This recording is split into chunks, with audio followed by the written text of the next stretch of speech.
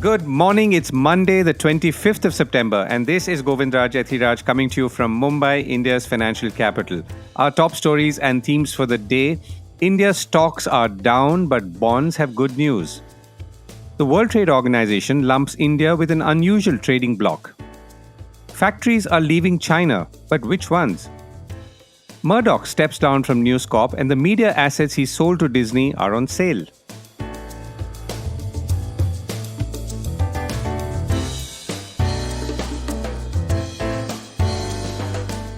This is the Core Report with Govindraj Ethiraj. Stocks down last week. How will stocks go this week? Well, there is no big upward trigger, is all I can say from what I can see. So let's recap what happened last week. The 30 stock Sensex declined for the fourth successive day on Friday last week after its worst weekly fall in 15 months. It lost 1,829 points, or almost 2.7% in the week ended Friday. On the day, it ended 221 points, down at 66,009. The Nifty 50 was down 68 points to close at 19,674, also down around 2.6% for the week. So both indices have fallen similarly, though their composition is obviously different. The biggest losers were HDFC Bank, Ultratech Cement, and Wipro. HDFC Bank, you may have been following, was in the news because of newly visible financials after the merger. Foreign investors at this point are selling. Some $1.1 billion has gone out in September to date after close to $16 billion of inflows this year. On Wednesday, as you've been knowing or following, the Federal Reserve in the United States kept its benchmark rates unchanged but hinted that it may raise them again, which in itself sent the market into a tizzy. India's forex reserves are now at $593 billion after losing around $867 million in the week ended September 15th, 2023. Now, the rupee is at a record low of 83.27 as of last week. Stocks are down, currency is weak, oil is of course now circling around $95 a barrel, but there is some good news on the bonds side. JP Morgan said it will include, and it said so last week, Indian government bonds in its widely tracked emerging market debt index. This inclusion could prompt billions of dollars of inflows into the roughly $1 trillion bond market in India. India's local bonds will be included in the Government Bond Index, Emerging Markets GBI-EM Index, and the index suite benchmarked by about $236 billion in global funds, JP Morgan Investment Bank said. The index provider will add the security starting June 28, 2024. Now, India will have a maximum weight of 10% on the index, according to a statement from the bank, which means up to $24 billion or so could potentially flow into India through 2025. JP Morgan said 23 Indian government bonds, or IGBs, with a combined notional value of $330 billion are eligible and all fall under the category of fully accessible for non-residents. India is set to borrow a record $186 billion this fiscal year and needs funds to finance its current account deficit. This move broadly follows the Indian government's introduction of bonds that can be fully owned by foreigners in 2020, as well as steps to aid foreign portfolio investments, the team led by the firm's global head of index research, Gloria Kim, said in a statement quoted by Bloomberg. Almost three-quarters of benchmark investors surveyed were in favor of India's addition to the index, they said. Foreign investors have broadly bought about $3.5 billion worth of Indian debt this year, according to data compiled by Bloomberg. Foreign investors will have access to a large idiosyncratic factors-driven market, while domestic investors will welcome investors with varying risk-return preferences, said Nagraj Kulkarni, co-head of Asia Rates ex-China at Standard Chartered plc in Singapore, to Bloomberg, adding that he expected the decision to drive inflows of as much as $25 billion by March 25. JP Morgan's move brought in cheers and reactions from all quarters, including those in government or close to it. India's inclusion reflects the confidence that financial markets have on the long-term prospects of the Indian economy and our financial and macro policies, Chief Economic Advisor to the government V. Anantha Nageswaran said.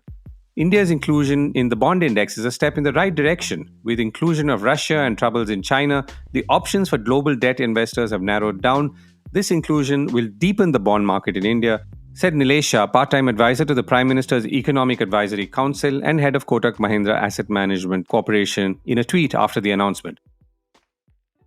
Meanwhile, among other economic news, the Asian Development Bank has reduced its GDP forecast for India for the fiscal year 2024 by 1 percentage point, bringing it down from 6.4% to 6.3%.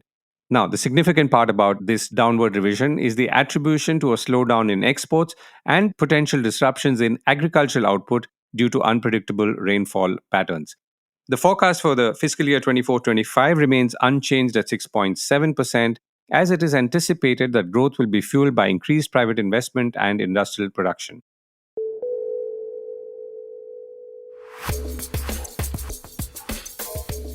Speaking of growth, flows, and then trade, the World Trade Organization presented the World Trade Report 2023, in which it has presented a world of two trading blocs based on voting patterns in the United Nations. Now, this hypothesis lumps India with China, along with Russia, most of North Africa and Southeast Asia, and places Europe, Canada, Australia, Japan, and South Korea in the Western Bloc. Latin America and Sub-Saharan Africa fall somewhere in between and closer to the United States. Journalist and columnist on trade issues Shankkar Aiyyar has criticized this hypothesis in his weekly column in the New Indian Express. According to him, the quest for resilience has triggered a migration from just-in-time economics to just-in-case geopolitics. The tectonic shift in economic relationships is manifest in data and in headlines. For example, Mexico ousting China and emerging as the largest trading partner of the United States, he says. He also points out, as a matter of context, that the United States is one of the top trading partners of India, with exports touching $129 billion in the last year, and includes sourcing by giants like Walmart and Apple. The bulk of India's $320 billion services exports is to the United States, Europe, and the UK. The US is the third largest contributor of foreign direct investment into India. I reached out to Shankkar Aiyyar and I began by asking him what the significance of this lumping together was and what it would mean for China. Primarily, I wanted to establish that the whole preconceived notions of how the world operates, of the world order continues in the World Trade Organization. It's supposed to be a multilateral organization with consensus as driving its force. But the research that is coming out has has so many presuppositions, terrible presumptions. The basic thing, Govind, is the WTO needs to figure out what is happening with the world trading system, what is happening with the rule based order, what are the fault lines in the emerging trading blocks. Now, this report is exactly what should not be done. This is the report that tells you how wrongly the WTO is getting its facts. And it also is an representation or an illustration of what is not being done. So let's go back to the pre-COVID era. The world thought that it had a global supply chain. Many countries discovered that it was actually a Chinese supply chain. So people started figuring out how to build resilience into it. So the first part of the resilience was the health factor. Then the war in Ukraine happens. So they figure out that, okay, now we need energy, food, fertilizers. And so they start reconfiguring. And then the China Taiwan issues come up. So the world is sort of resetting. Now, you might say that there is a need to study how this is being done. What the World Trade Report has done is it has taken a July 2022 study, which is a hypothetical case, and point out that fragmentation in global trade will result in lower trade and poorer growth. Now, is that the best way to understand what's happening in world trade? I think there is a certain willful blindness in this. All the facts that I've laid out to put India along with China and Russia in a trading bloc is simply ridiculous. And I'm not arguing that India should be in the West, but I definitely would say that India is a sui generis case. It is in a space of its own. US is the largest trading partner. India is part of the Quad with the US, Australia, and Japan. India is part of the Indo-Pacific Economic Forum. Almost 70% of India's software exports are to the West. And still the WTO, which should have all this data on its dashboard, lumps India with China and Russia. This is the ridiculousness that got my attention. Right. What is the significance of this, Shankar, in terms of how could it potentially affect either trade flows or tariffs imposed on India's exports, for example? It creates a crowd of suspicion. See, this simply people sort of draw conclusions or influence or informed by this. So when the BRICS grouping came together, and then the BRICS bank said that they will have their own currency. So this creates confusion across borders as to whether should we trade with these people, are they with China? I mean, is this Russian bloc? So I think WTO as a multilateral organization should stay away from defining politics or using geopolitics to define trade. I think I would much rather that an organization with all the resources that they have look at trade flows in real time. I mean, MIT has a website which gives you an idea of the complexity of international trade. I think the WTO guys should take a look at this, maybe create a similar paradigm to understand what's happening in the trade flows. Why create misinformation? Why create confusion? Got it. And last question, Shankar. So, how do you see this going forward? So, one is, as you're saying, it's a research paper. The WTO should relook at it, be more real time, and really look at what's going on. And you also pointed out that India itself is part of so many other trading blocks. And then there's the data, for example, about India services exports to countries like the United States or Europe. So, what's next? I mean, what needs to be done apart from fixing the research part in your mind? The first thing is, I think India has already approached the WTO Director General and sort of made its views known, protested against the presupposition that is flowing out of this.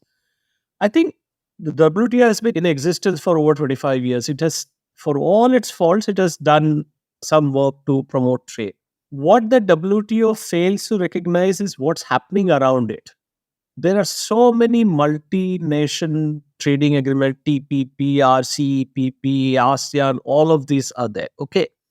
Now, these forums do not necessarily define the foreign policy choices of those countries, those blocs. Similarly, foreign policy choices do not necessarily define economic relationships. I think what needs to happen is that I think WTO should officially win this. I mean, to use this to prove the point that fragmentation leads to lower trade and lower global growth, I think is the laziest form of theorization that can be done. I mean, there are hundreds of reports. I mean, IMF should look at it. I think India should sort of also officially place on record that they do not accept this interpretation of the world. Right. Thank you so much for joining me. Thank you. Murdoch steps down. Rupert Murdoch has finally stepped down as chairman of Fox Corp and NewsCorp, leaving his son Lachlan Murdoch with the task of steering the company's cable TV and newspaper businesses. Murdoch's media empire has been built over 70 years or 7 decades and has had considerable, if not disproportionate, influence on the politics of several countries, notably the United States with Fox News and UK with Sky News, The Times, and The Sun. However, Murdoch sold most of his film and TV business to Walt Disney for about $71 billion in 2019 and was left with news and sports across cable TV and print. Speaking of Disney, the update from last week comes in the context of Disney considering multiple options for its India business, which include a joint venture with a strategic partner or an outright sale of Star India's TV channels and Disney Plus Hotstar streaming platform. Now, the update is that Disney is believed to have held talks with Reliance Industries, which owns a majority stake in Viacom18 and also owns the Jio brand. Talks are now at an advanced stage, according to multiple sources, and are happening between India and Los Angeles, and the contours of a deal are apparently imminent. Were this deal to happen and go through, it would of course give Reliance's Jio considerable entertainment and media assets to hold on to, including of course news, which it acquired earlier when it bought TV18. Star India holds a market share of close to 30% of the broadcast entertainment market. The Reliance-owned Viacom18 owns digital rights of properties like IPL or the India Premier League, apart from India Bilateral Cricket, India Super League, and Cricket South Africa. Viacom18's expansion in sports has come at the expense of Star India, which earlier owned the TV and digital rights to all these important cricket properties. Jio also acquired premium Hollywood content from HBO and NBC Universal. HBO content, by the way, if you had noticed, was earlier streamed on Disney and Hotstar. There, of course, seems to be a surprising lack of discussion on the likelihood that we are heading for a near monopoly or perhaps duopoly in some parts of the media. Z and Sony are the other big combine post a merger which has some final regulatory hoops to go through. In television, the Z Sony combine has a roughly 19% market share. Toyota's EV triple push for 2025, switching gears quite literally. For a while, it appeared that Toyota and Suzuki, almost controversially, were not committing themselves to higher electric vehicle production or targets. Now, that seems to be changing, going by a report from Nikkei News quoted by outlets around the world. Toyota is now aiming to produce 600,000 electric cars in 2025, tripling the expected 2024 output of 190,000 units. The target is obviously in response to the ramp up speed of other automakers, notably electric Chinese companies like BYD and, of course, Tesla, who are both the world's largest electric automakers, including within China. The target is now to sell 1.5 electric vehicles by 2026 with 10 new all electric models, including SUVs, crossovers, small cars, luxury, and commercial. By 2030, the automaker, that's Toyota, plans to sell 3.5 million EVs, or about one third of its global volume. The report also says that Toyota has notified several of its major suppliers of its planned EV production ramp up over the next few years. Last year, Toyota and Lexus sold about 25,000 fully electric cars, or just under 0.3% of overall sales. The figure, I guess, that many people will be looking forward to now is how many or how much percentage of total sales of any car company would be electric. The China syndrome. And before I go, I thought I'd point you towards a weekend interview I did, which has been getting a lot of interesting feedback. I had the opportunity to speak with Louis-Vincent Gave, French origin, Hong Kong based fund manager who has fought in the French army, written 7 books, who, among other things, asked us to pay more attention to financial prices than we perhaps are. Gav has a very strong view on Western media bias on China and the likelihood that many of us, I guess quite rightly, are influenced by them. For example, he asks, if China's banks are indeed in the doldrums, then why are they outperforming US banks in the stock markets? China is losing factories for sure, but what is staying on? And what is the data really telling us? It's a lens that you may not have seen capital flows through in recent times, and I would urge you to listen or watch the whole interview on www.thecore.in. It appeared over the weekend, by the way. Here is an extract of an interesting part. And I think the challenge always in China is it's such a big country that you can pick at any string and make up whatever story you want to make up. So that's the first thing I'd say. The second thing I'd say is I think when you look at the Western media, increasingly, they've had to change their business model with the internet, and most media have moved away from being sources of information to being really deployers of narrative. And today, there is no doubt that the narrative is, oh my God, China's collapsing. You've seen it on the cover of The Economist. You've seen it on the cover of Business Week. You've seen it on many Wall Street Journal articles. And yes, it begs the question, is this the reality or is this just a narrative game? Now, I'll start off with your China plus one, because I think it's very important for your listeners to realize this. Today, the perception is indeed that the factories are leaving China to go to India, to go to Vietnam, to go to Indonesia. And there is no doubt that this is happening. There is absolutely no doubt. And this is happening mostly, I would say, with industries at the lower end of the spectrum. Think textiles, think plastic toys, etc.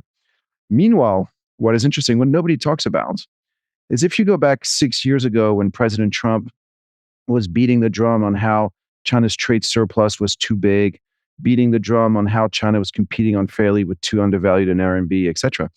Back then, China's trade surplus was roughly $30 billion a month. Now, we've had these factories leave. We've had the trade war against China. Guess what China's trade surplus is today, 6 years later? China's trade surplus is now $80 billion a month. So it's more than doubled. It's almost tripled.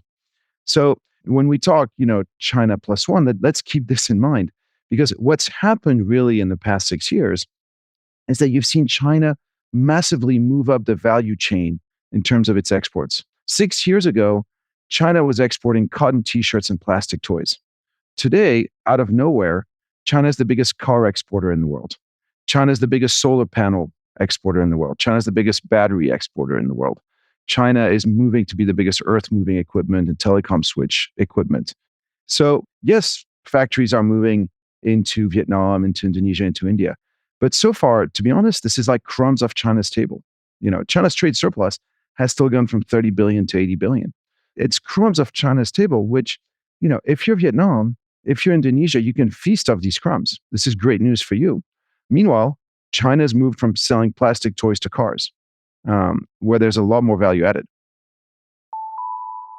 That's it for me for now. Have a great week ahead and do stay connected with us on www.thecore.in. Write in to me at govindraj@thecore.in. Do have a great week ahead and see you tomorrow.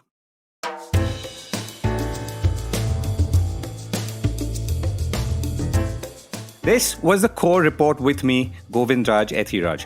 Do stay connected with more of our coverage at The Core. You can check out our website or sign up to our newsletter at www.thecore.in. That is www.thecore.in, or follow us on LinkedIn, Twitter, and Facebook as well.